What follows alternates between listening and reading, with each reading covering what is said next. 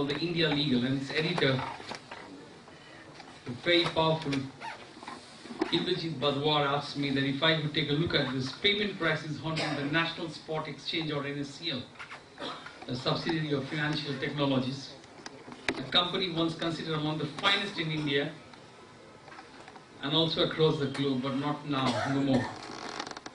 And once I finished my assignment, we put it on the cover. And I felt the need to explore beyond the 8 pages of the cover. And I signed up with the top publishing firm almost instantly. A book was planned and I started my work.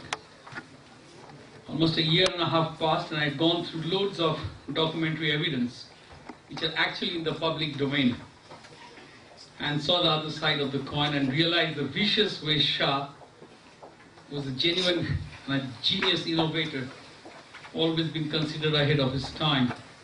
I mean, in some ways he could be also like the character of John Galt in Ayn Rand's famous book, because he built up some really world-class new generation regulated financial institutions by challenging some monopolies and demonstrating excellence.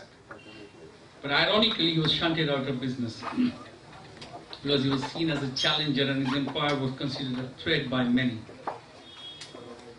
He's still been painted in black and blue. I mean, headlines have screamed away as if he has walked away with all the missing cash. But in reality, it's exactly the opposite. You need to read my book, and if you just go through all the newspaper clippings, you will realize where we stand. I mean, no one cared to hear what the courts repeatedly said, that no money trail was traced to Shah.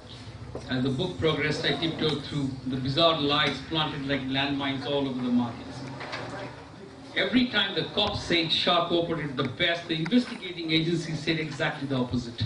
They said Shah was not cooperating, he had to be taken in. And once taken in, he was never interrogated. Did someone wanted to tame Shah for life so that he actually dies? I have a feeling yes. I think there was a vicious plan to destruct Shah. He was grievously wronged. I have written that in my book. And every time people take his name now, he's called scamster, the man who triggered a scam. Somewhere, despite all the companies Shah created, thousands of jobs he created pushed across the countries, he was still considered a guy by the mandarins in Delhi's corridors of power as someone who ran away with all the money. I think someone wanted to get Shah out there. And what is ironical is the payment crisis still remains unresolved. As a journalist, what I feel, and I have no need, I mean, I don't feel any need to comment on the media because I have no powers to do that. I have a feeling that the media really digs, really peels in search of truth. News channels need breaking headlines, newspaper need banner headlines.